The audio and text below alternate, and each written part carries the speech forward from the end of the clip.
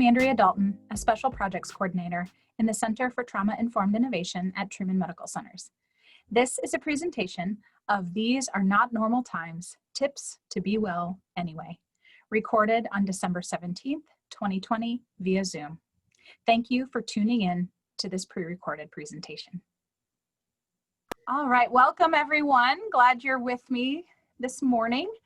My name is Andrea Dalton. I'm a Special Projects Coordinator in the Center for Trauma-Informed Innovation, and I'll be presenting today. And along with me is my boss, our director, Dina Sneed, who is helping me with tech support today.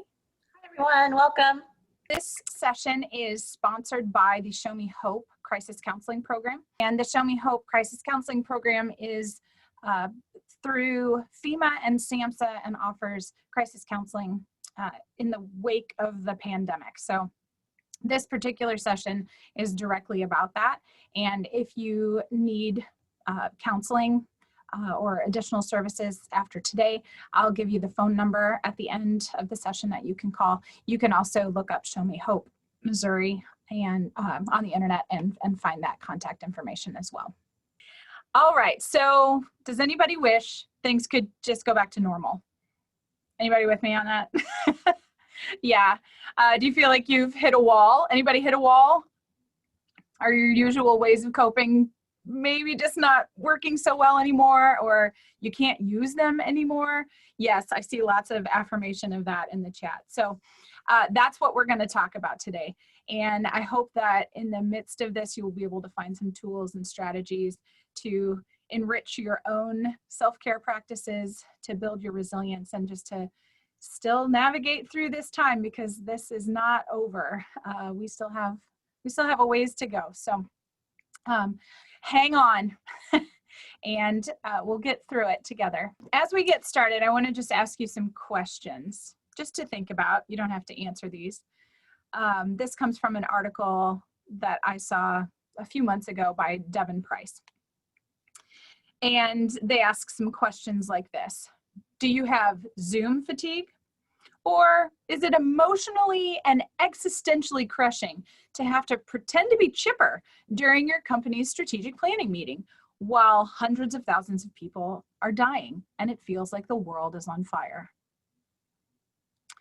Is your kid too active for online learning?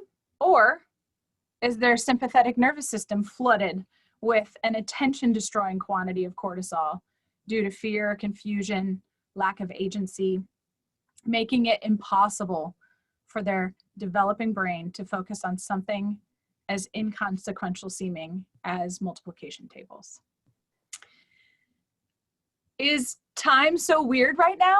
Or have you lost all sense of progression in your life because you no longer have any routine breaking events or holidays or changes of scenery to look forward to, and it's just the repetitive cycle of the same stuff over and over? Have you been doom scrolling on social media? Or is your one remaining window to the broader social world an algorithmically poisoned app where everyone is constantly broadcasting their trauma and panic, and your only means of exercising any control over the unpredictable reality is by consuming more and more of it? Are you keeping busy? Or have you been browbeaten into believing that any hour not put to some clear, productive use is an hour you have wasted, and thus an hour that brings you closer to death? And so you must spend every free moment exercising, baking, improving your interior design, upgrading your workspace, practicing a foreign language, and learning how to code? Are you getting used to the new normal? Or have you sunk gradually into a passive, apathetic acceptance as your work days become longer, your sense of time unravels, and the dominance of fascism in America becomes increasingly impossible to escape? Are you doing okay, all things considered? Or do you feel like you have zero freedom to let even a single negative emotion slip, in case your employer recognizes that this months-long barrage has finally gotten to you, has finally caused a crack in your elaborately constructed professional mask? And that means your productivity will be dropping, and you might be contributing to the slow creeping burnout contagion that is sweeping through your workplace?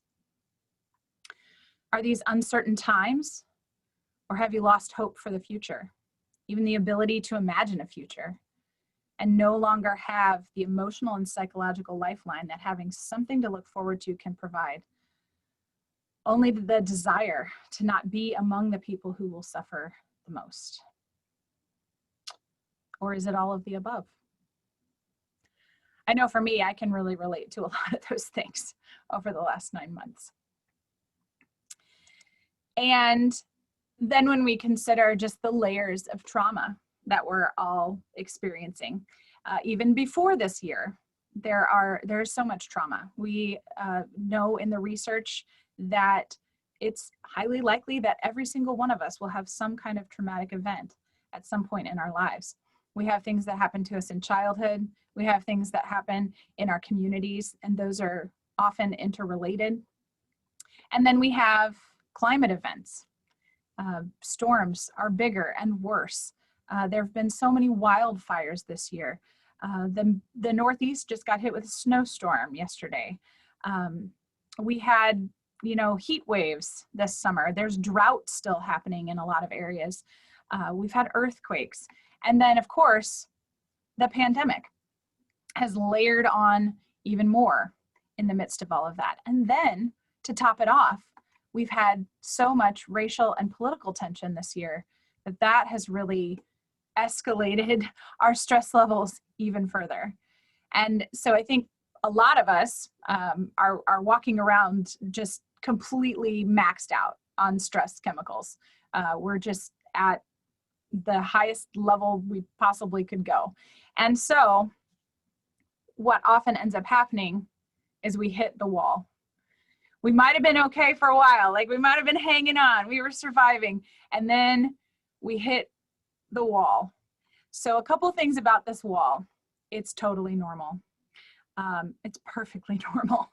There's actually really a typical cycle that occurs in all prolonged disasters. And so looking at these different phases of disaster, and I know this chart can get a little overwhelming, so don't look at all of it. Just pay attention to what I'm going to draw arrows on right now. But after the impact of a disaster, when we get in that heroic phase, it's really natural that we're kind of high on adrenaline. So think back to like March and April, and we, for the most part, we were sort of like, a lot of us were able to kind of go through the motions at least, or we were figuring out how to adapt, how to survive. And so we might have had a lot of energy to, set up our home office, or figure out how we were going to support our kids doing virtual school, or figure out how we were going to get toilet paper. All of those things that we did in order to adapt and survive. And we sort of just went into survival mode, really, like that automatic, like we just went, and that a lot of that is fueled by adrenaline. And then once we kind of got in a groove, we get to sort of that honeymoon phase. And so when we get there, we sort of feel like, we've got a handle on it. We've kind of hit our stride. We feel pretty confident. And then just when we feel like we have a handle on it, we suddenly feel like we've run out of steam. And that's that wall. That's where we hit that wall. Our minds, our bodies push back. We want to escape. We want to make it stop. We may have had a reasonably positive attitude up to that point, but we get to a point where we're just fed up. Anyone relate to that? Anybody been there? I've been there more than one time, I think, in the last 9 months. Again, it's perfectly natural to become fed up after a prolonged period of disruption and stress. Research actually shows that soldiers who deploy for 1 to 6 months are more positive about reenlistment than those who have 12 to 18 month deployments. So the longer that we're in the midst of something, the less positive we feel about doing it again.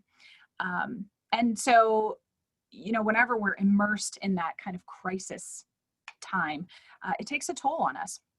And of course, this pandemic is not a war per se, but it is a systemic disaster that has had a significant effect on our social, economic, and mental well-being. And pandemic stresses are valid and significant. Not getting a hug for 6 months is distressing. Being unable to visit your grandparents in the hospital or even in their home, that's brutal. Losing your income, if that's happened, that's a serious blow. Having your spouse work double shifts in frontline service can be terrifying. Watching other people seem to disregard the health risks while you do everything in your power to keep your family well, that's exhausting, and it can make you lose faith in others as well. And so you've undoubtedly had a range of emotions and responses over the last 9 months.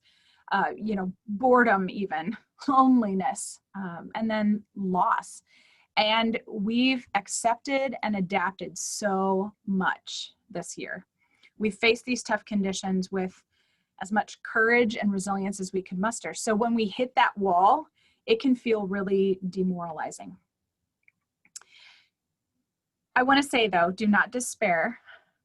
The disaster may continue to go on for some time. And while hitting that wall can be really harsh, it's almost always temporary. The wall is almost always temporary. How we feel when we hit that wall is not necessarily representative of what the next season will be like for us. So this is a normal phase, in adapting to these kind of sustained disaster conditions.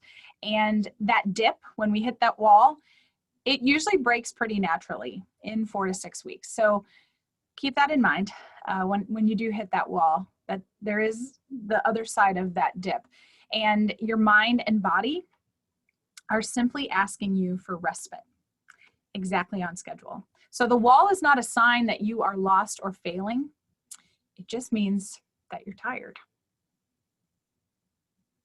So what do we do about that? How can we clear this wall? So obviously there's things that we all have to continue to do, whether that's work or managing our homes, cooking, cleaning, exercising. There's things we just have to keep doing. And the majority of us probably can't actually just take a vacation from it all right now. Like that's what we really want to do, right? We just want to check out when we hit the wall. But a lot of us can't do that for a lot of reasons. Not to mention there are still travel restrictions in a lot of places. And so that's going to continue to make that vacation from it all a lot more difficult anyway.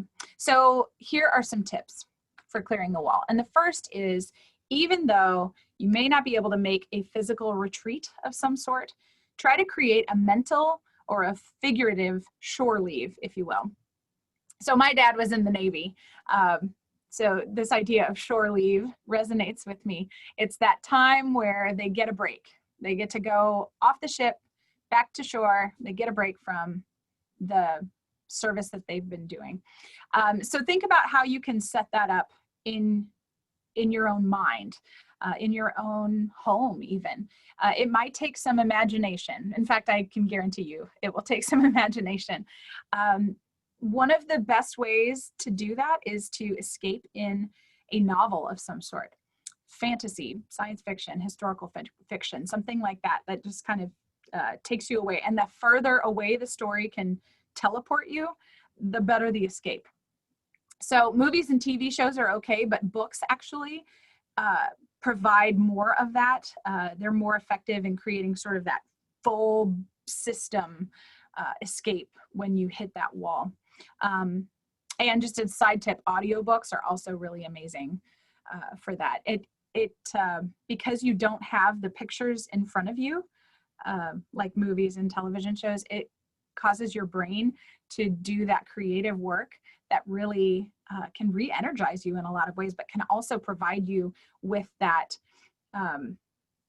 with that leave that you need, or that escape, or that vacation.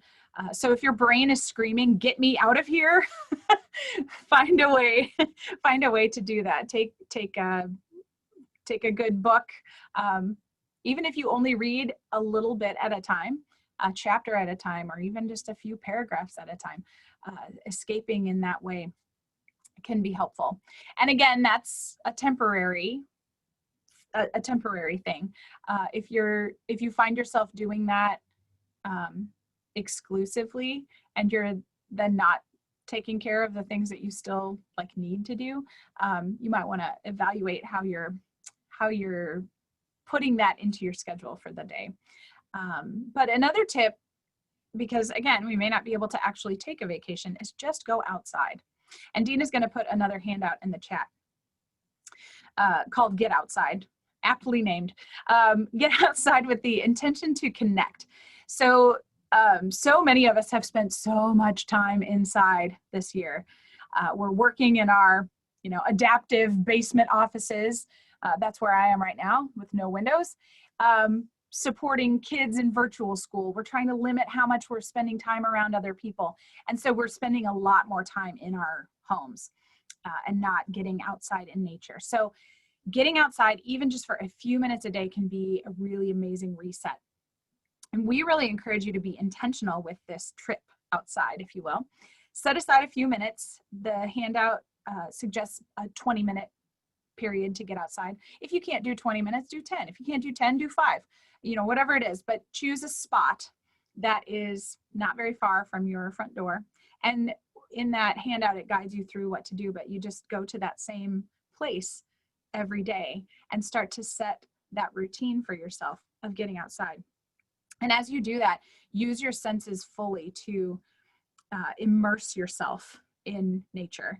So get yourself a good coat for these winter months, or put on some layers, bundle up several sweaters, whatever it takes.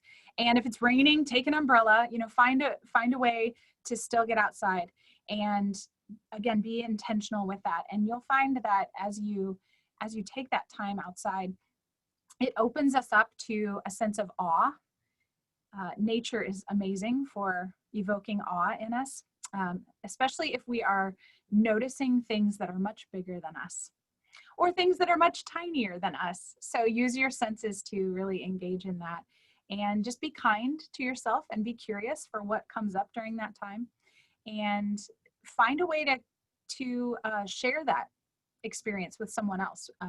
Later on, how do you reflect on that? What does that mean to you? Whether you're sharing that like with another person, or even just journaling, writing it down, taking note for yourself. Share it with yourself. Share it with your future self by putting it in your journal. But that helps to still create that sense of connection. Andrea, I just put a link in the chat too for the Greater Good Science Center. They have some wonderful resources, and they have a practice for an awe walk. Yes. So I just put that in the chat. That's a really excellent resource. Thank you. Another tip is, if you hit that wall, it's a good sign that you just need to refocus, not just need to refocus. It's a good sign that it's time to refocus on self-care. I say that I backed myself up, because it's not as easy as it sounds. It's not like, oh, I'm just going to do self-care again. Because I think for a lot of us, like, our routines have changed, and the things that we've ordinarily done in order to practice self-care, those might be different now. So think about how you refocus those self-care practices. I think a lot of us took time at the beginning of the stay-at-home orders to recommit to exercise routines or meditation or something like that. But as time has worn on and stress has continued or increased, we may have let some of those slide. Again, completely natural. I've definitely done that. You might also take a look at what boundaries you need in order to have time for self-care. What does that look like in your daily routine? Consider that self-care is not just what you do, but it's also sometimes the things you let go. So letting go of control, for instance. By the way, it's not your responsibility for your kids to have their assignments completed. That's one of the things I've had to let go of. I have 2 elementary aged kids. Or letting go of expectations. I have really been practicing this lately. I love to read, and I often read a lot of nonfiction. Although preparing this today, I'm like, I think I need to pull out a fiction book for the holiday week that I'm going to take some vacation time, I think it's a good time to read a fiction book. But what I have found myself doing this year is not being able to finish any of those books that I've started. I've read like the first chapter of 15 books, and they're all still sitting on my shelf. Now, I got a lot out of the first chapter, but I've long had an expectation that if I start a book, I'm going to finish it before I move on to the next one. So I've definitely let go of that expectation. Does it really matter that I only read the first chapter of 15 books? It actually doesn't matter.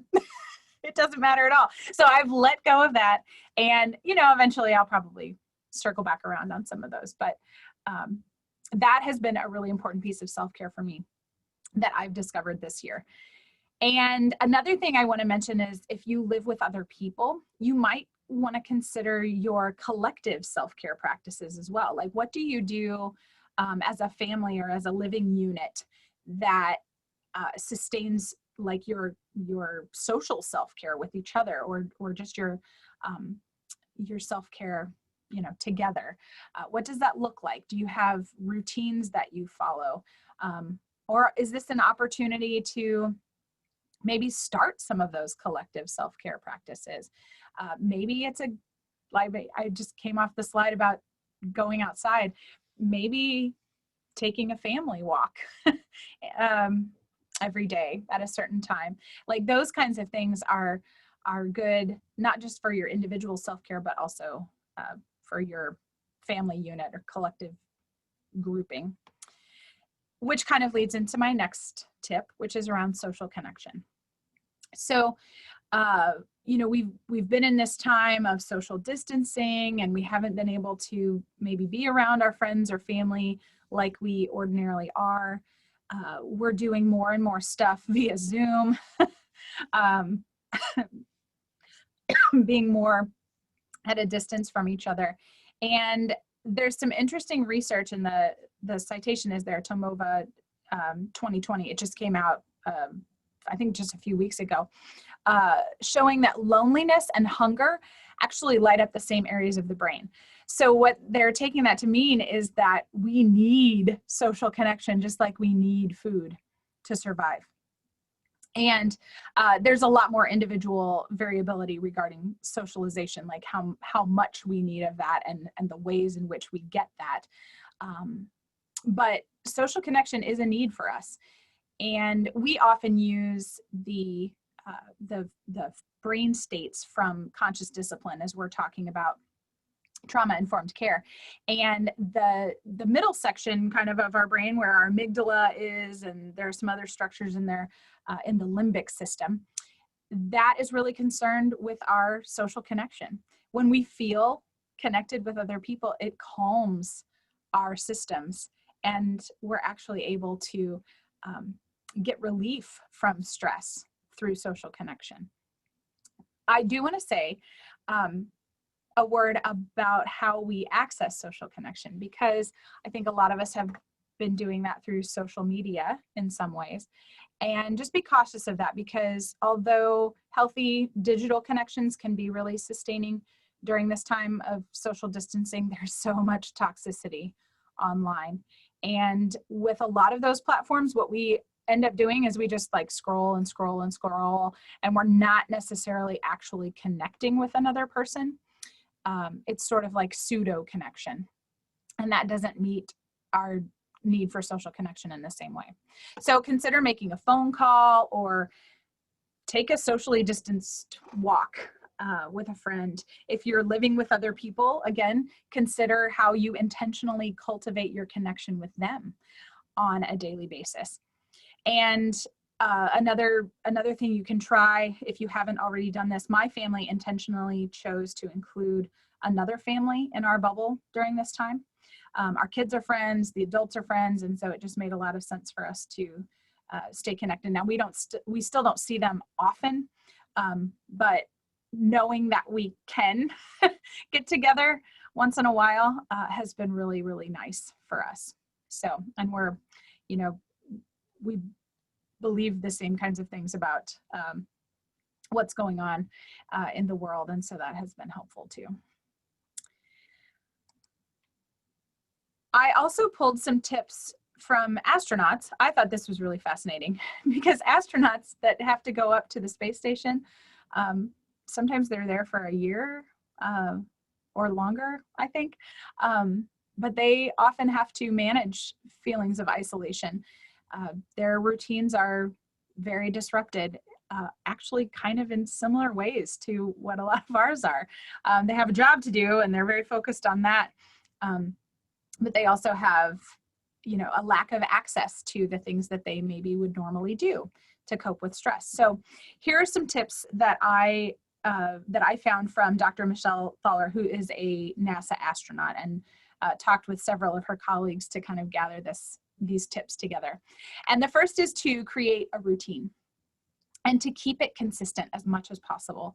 So trying to go to bed at a set time, getting up at a set time. You know, when they're on the space station goes around like every 90 minutes, goes around the planet.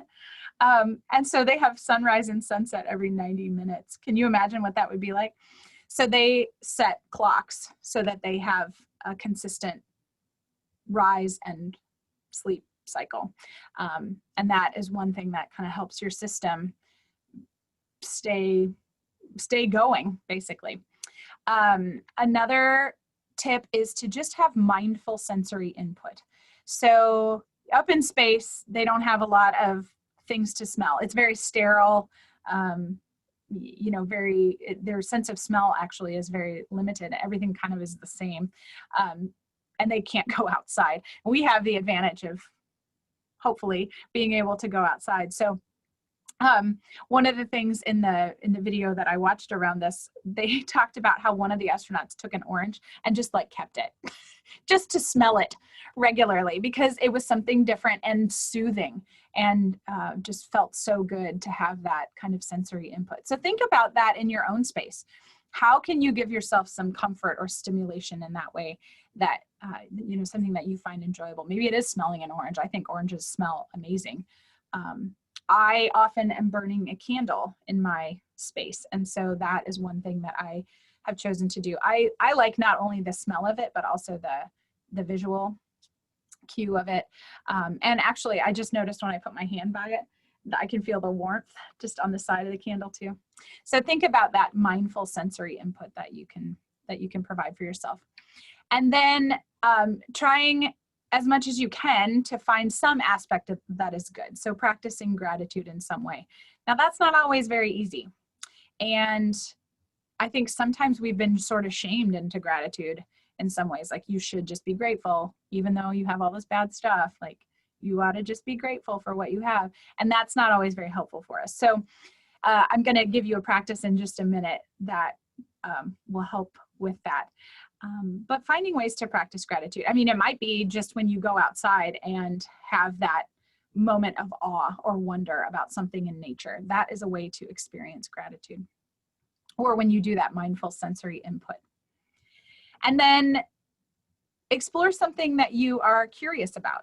You know, maybe there's something that you just want to dive a little deeper in your own self about. Ask yourself some questions. You might do some journaling. And then, of course, get outside whenever you can. Actually, in that video that I saw, I don't know if she said it or if I just inferred this, but I was thinking like, explore outside as though you are coming back from a year in space. Like, what would that be like? Just imagine what that would be like. I thought that was a powerful feeling for me. Okay, the next tip is don't push through.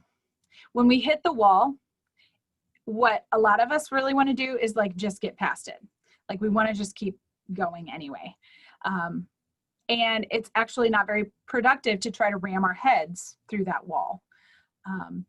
And then if we beat ourselves up for struggling, that's maybe just going to lengthen the amount of time it takes to make it through. So remember that dip naturally will start to rise in 4 to 6 weeks or so. So it's actually more effective to just kind of ride it out naturally. You know, trust that you will soon be on the other side. And don't try to do all of these tips that I'm giving you today. Choose one or two to try. See how it works. If it doesn't work, that's okay. Move on to something else. But don't overwhelm yourself either. So I mentioned I was going to give you a practice around that shooting on yourself thing. So this, we have I mentioned the amygdala earlier. So we have this situation where sometimes our amygdala gets hijacked. Our emotional system gets completely overwhelmed, and it can take over and send us into our stress response. So the amygdala hijack is a term coined by Dan Goleman, who wrote the book Emotional Intelligence. And when that happens, our logical reasoning shuts down, our executive functioning shuts down. And we can't compare our suffering away by saying, you know, it's not as bad as somebody else's, or I shouldn't feel this way, or I should just do this, I should just do that. So don't should on yourself, because feeling bad about feeling bad doesn't actually help you feel any better. And if we try to just suppress how we're feeling, that doesn't work either. If we try to say, it's fine, I'm fine, it's not that big a deal, I'm okay, I'm making it, I'm getting by. When we say that kind of stuff, it actually, they've shown in brain scans, it actually lights up our amygdala sometimes even more than if we would actually just say what we're feeling. So one of the practices that we can do is a practice of emotional tuning. And sometimes you could think of it as name it to tame it. We are hardwired to feel emotions in our body before we're aware that they exist. And you've probably experienced this before. Like you have stress in your shoulders or your stomach's in knots, and then all of a sudden your brain like catches up with it. And your mind says to you, oh, you know, I don't feel all that great, or I'm nervous, or I'm anxious, or I'm angry about this. There's not a real clear direct pathway from the emotional centers in our limbic system to the outer cortex that's like our conscious thoughts. So we experience those sensations of emotion in our body, and then our minds become aware of them. So this practice of identifying, labeling, and describing our emotions is a really powerful way to shift ourselves from reactivity into our executive functioning. And what they found is when you say what you're experiencing, when you describe it, and you don't even have to use emotion words to do that, but it does basically calm down your limbic system when you describe how you're feeling. And again, you can do that in a variety of ways. It may not even be verbal. Sometimes it's through creating something, music or art or something like that is another really great way to, or movement, to get that out, to express that in some way. And when we do that by mindfully paying attention to and connecting with our emotional state, that moves us toward an experience of calm and can help prevent or can counteract the amygdala hijack. And what that does then is gives us the ability to choose our responses rather than just be reactive. I know I've found myself in a lot of ways over the last few months reacting rather than responding, especially if I get really stressed in really challenging times. So one of the ways that we can use this practice of emotional tuning is in another practice of self-compassion. And self-compassion begins when we accept the reality and the validity of what we are experiencing, especially if it's painful, and we choose to be loving and gentle with ourselves. So what I'd like to ask you to do now is to just do this practice with me. And if you'd like, you can put your hand or both hands on your sternum and kind of give yourself some pressure. That's one kind of soothing practice you can do. And the way we start this is first by checking in with yourself, identifying how you're feeling right now. Name it, describe it, or simply say this is a moment of suffering.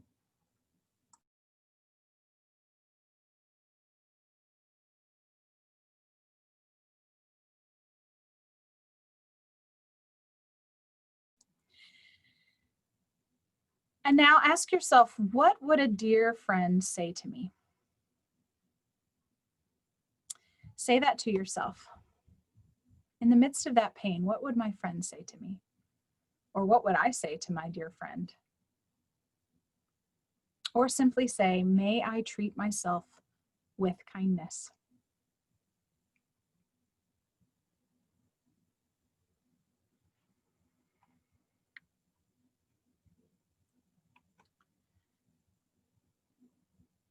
And then acknowledge that suffering is part of life. I am not alone in that. I'm connected with other humans who also feel pain, who also feel joy.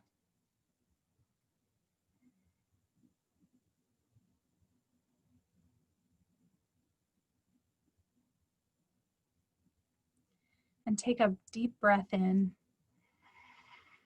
Just continue to send yourself kindness and compassion.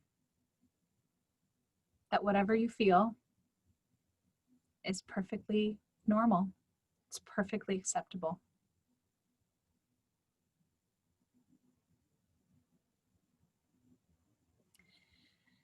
And then as you're ready, if you've closed your eyes, you can open your eyes and you can release this practice.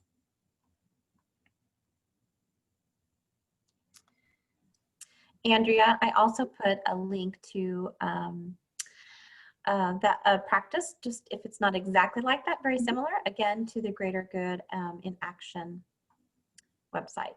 Very good. Thank you. What's really amazing about self-compassion is that the 3 components of it are actually antidotes to the fight, flight, or freeze response that we have in our stress response. So sometimes the freeze response can look like rumination, where we just get kind of stuck on something. And so that first step of naming it, emotional tuning, can help counteract that freeze response because it pulls us into identification of the current moment, pulls us out of rumination. And then the second piece of it, when we treat ourselves with kindness, sometimes the fight response looks like self-criticism. Like we can be really nasty to ourselves when we get stressed. And so, you know, causing ourselves to be kind to ourselves can counteract that. And then the third piece, acknowledging common humanity. That's an antidote to the flight response that sometimes looks like checking out or numbing out in some way or isolating ourselves. And so, you know, cueing back in, again, even though we may not be able to have that direct social connection, this can be one tool to help us access kind of that reminder that, you know, we are still connected in some way, even though we may not be in the same physical space, we are still connected with other human beings, which I find to be just really powerful. Okay, the next thing I'd like you to do is just pause for a moment. And if you have some paper nearby and you'd like to do this now, I'll invite you to do that. You don't need a lot of paper, probably just 1 sheet of paper would be enough. But I'd like you to just take a few moments to do this journaling exercise with me. And the first piece of it is just to consider what you are regularly consuming. So whether it's substances, and by substances, I mean also things like sugar, caffeine, you know, things that maybe are not as healthy for our systems. In small doses, they might be fine. And then think about, you know, what activities or environments or emotions you're regularly consuming. Like, what are you bringing into your personal space? Maybe it's social media that you're consuming a lot of. I mentioned that one earlier. And then just write about the impact of these on your mood and your energy and your relationships. Now, you may also have some positive things that you are consuming. There may be things that are really enriching for you or really lift your mood, really give you energy, really bolster your relationships. So I'm going to give you just a moment to write about that.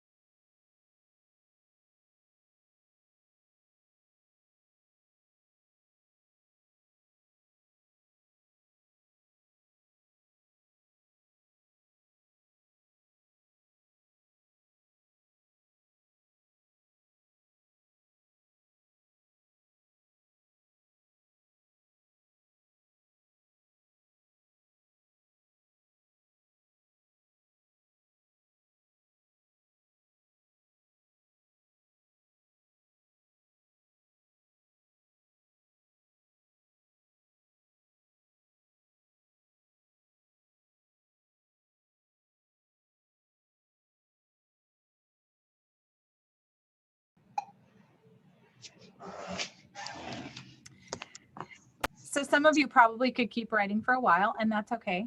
I'll just ask you to pause for a moment, and maybe this is something you can pick up when we're finished too today.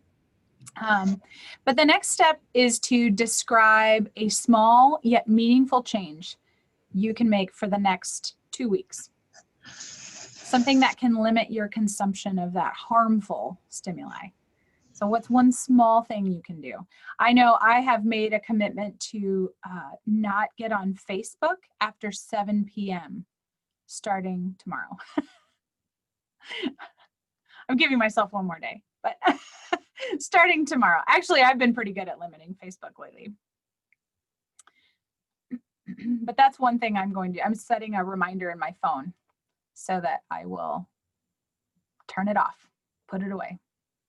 And actually, one thing that I'm doing to help myself do that is putting my phone in my room so it's not even like right next to me.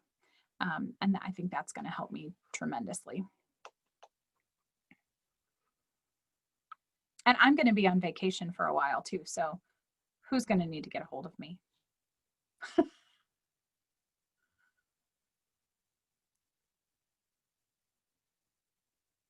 And then the last piece of it is just to describe what you're going to do with your time instead. So, intentionally choose those things that nurture you. I'm going to actually start a jigsaw puzzle. We may start it tonight. We'll see. But Friday seemed like a good day to start a jigsaw puzzle. That's why I picked tomorrow. And I love jigsaw puzzles, so that's why I picked that. Oh, Jenna, that's a good tip. Jenna said she took Facebook off her phone and it forced her to only use it on her computer.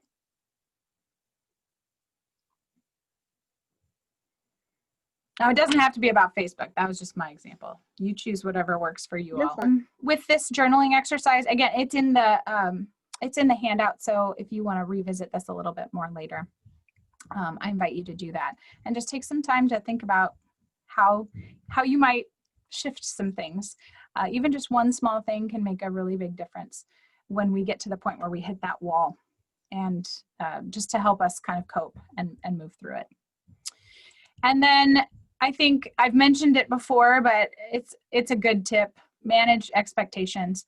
I mentioned earlier about self-care not being just the things you do, but think about, maybe tackling less challenging projects right now is a good idea for you. It could be completely unreasonable to expect to be sparklingly happy or wildly creative right now. If you can meet your obligations that you need to and be kind to your loved ones, that's enough. And I love this quote from Brené Brown. She says, "No matter how much I get done or is left undone at the end of the day, I am enough." And I just find that's a good reminder for me. I'm a list maker. I don't know if any of you are, but I love making a list of all the things that I need to get done. And it's so satisfying to check those things off the list. But right now is not the time for perfectionism. It's not the time maybe to make a giant to-do list, because you might just end up being frustrated at the end of the day when you don't get it done. So make your list after you've done the thing. Like once you've done it, then write it on your list. That could be one small shift that you make. So instead of setting those expectations for yourself, you're just celebrating what you have accomplished. And remember, again, that you are enough. And also remember that we are human beings, not human doings. So how can you be right now? How do you want to be right now?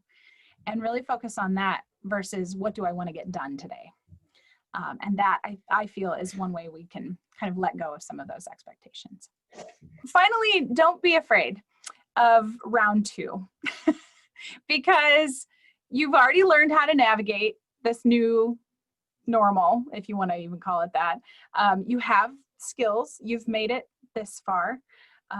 Remember in the first phase of a disaster, we spend a lot of time and energy just figuring things out. And so, in round 2, the terrain.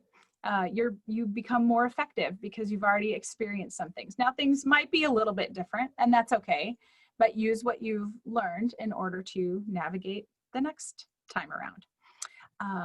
And you already know how to survive in these conditions. You've done 9 months now of vital experience that has prepared you.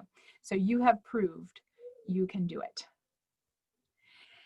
And with that, I just want to remind you that we have a virtual room of refuge that has a lot of self-care resources. Now, don't go and try to do them all.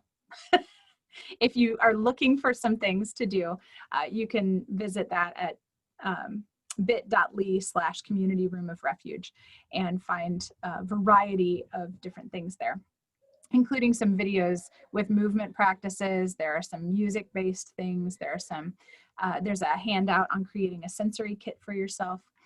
And then we mentioned the YouTube channel, so you can check out our YouTube channel for our weekly Cup of Compassion. The one that will go live today at 12:30 is myself and my colleague Mirna, who actually is the friend I mentioned earlier with the family that we put each other in our bubbles. So we did one of these together, and we also interviewed our children for it, talking about pandemic parenting. So we invite you to check that out. There are multiple videos now in that series with a little bit of teaching and a practice for just about all of them.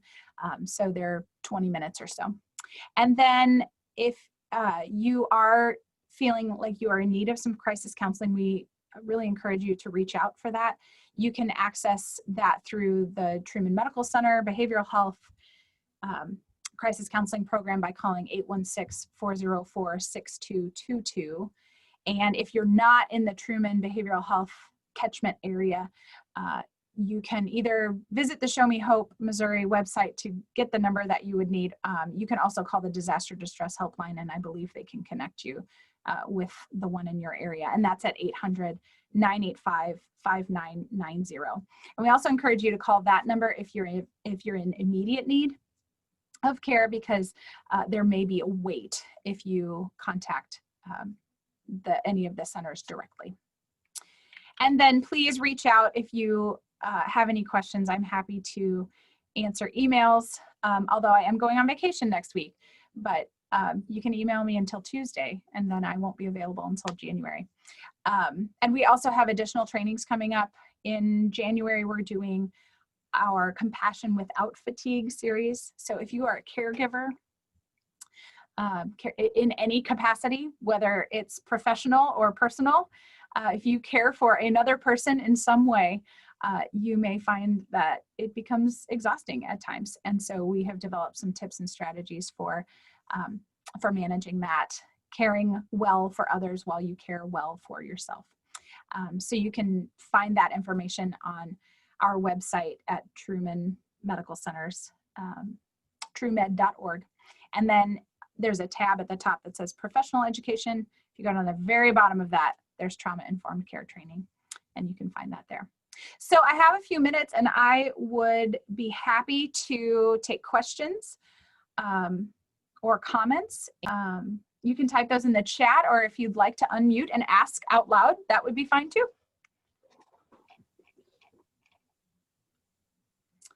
Someone sent me a question about favorite activities that will foster connection with older kids. So this person has older children.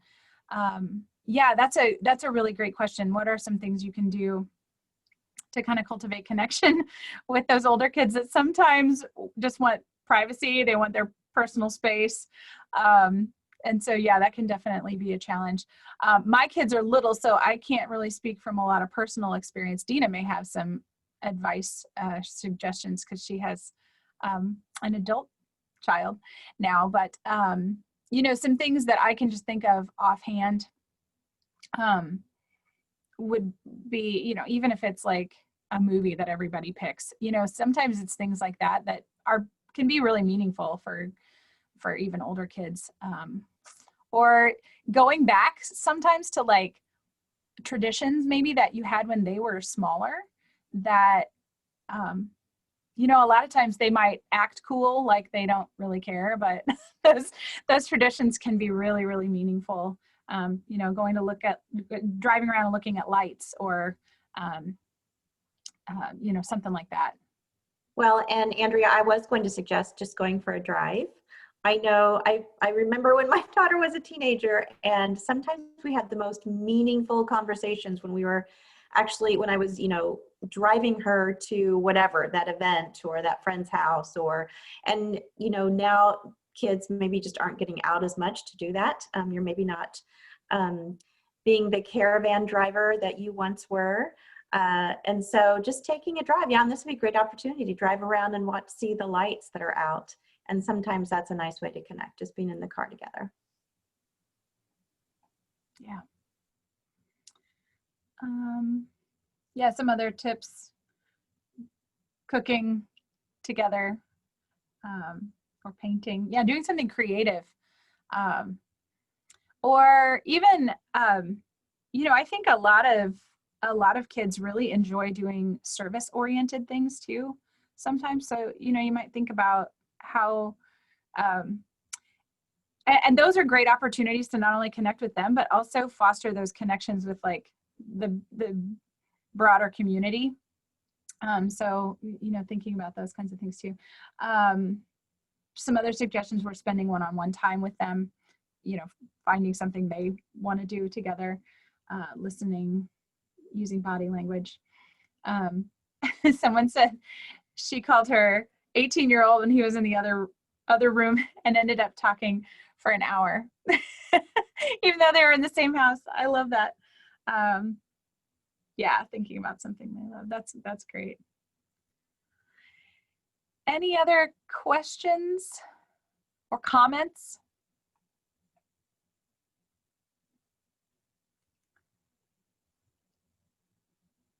All right. Well, I wish you a safe and hopefully some joy in your holiday season. Please take good care. And again, reach out if there's anything that we can do to help support you. And Happy New Year. I'm really looking forward to 2021. I'm sure a lot of us are. Definitely. Yes, I see lots of enthusiastic nodding. Thanks, everyone. Bye.